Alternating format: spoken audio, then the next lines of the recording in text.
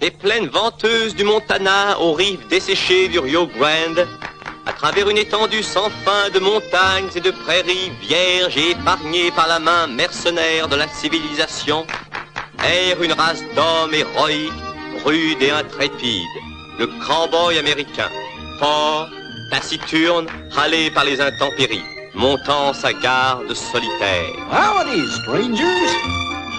Ce pittoresque cowboy du Far West a son équivalent dans le gaucho de l'Amérique du Sud. Faisons donc appel à la magie de notre caméra et envoyons notre intrépide héros vers le sud, par-dessus terre et mer, au-delà des monts arides et des jungles épaisses, de l'autre côté de l'équateur, dans les pampas vertes et grasses de l'Argentine, patrie du gaucho.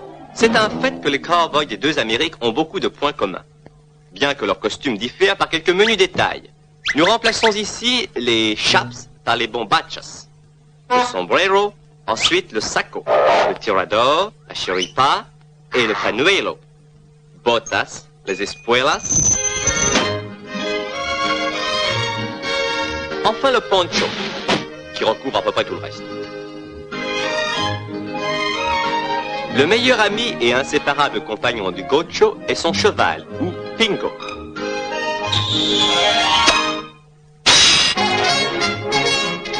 Vite, le gaucho s'empare de son lasso. Le faisant tournoyer au-dessus de sa tête, il passe adroitement le nœud coulant au cou du cheval et dompte aisément cet animal fougueux avec l'aide du pilier de dressage, ou palenque.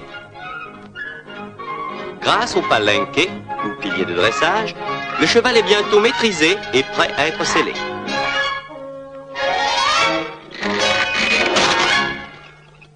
Bien qu'elle puisse apparaître compliquée à première vue, la selle, ou recado, est en fait la simplicité même. Pour sceller son cheval, ou pingo, le gaucho commence par établir une base de sudaderos et de rosaderos. Puis il ajoute les cinchas, les bastos, la peau de mouton, la peau de porc, la bride et enfin, le gaucho. Pour la nuit, la selle peut être rapidement transformée en lit, ou catre. Lit?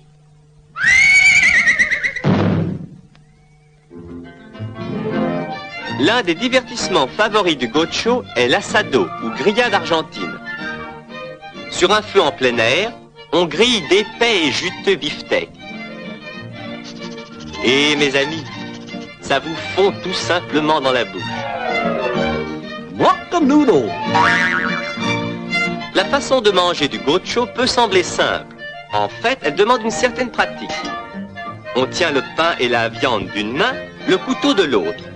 Remarquez l'action du poignet et du coude dans cette succession de mouvements bien rythmés.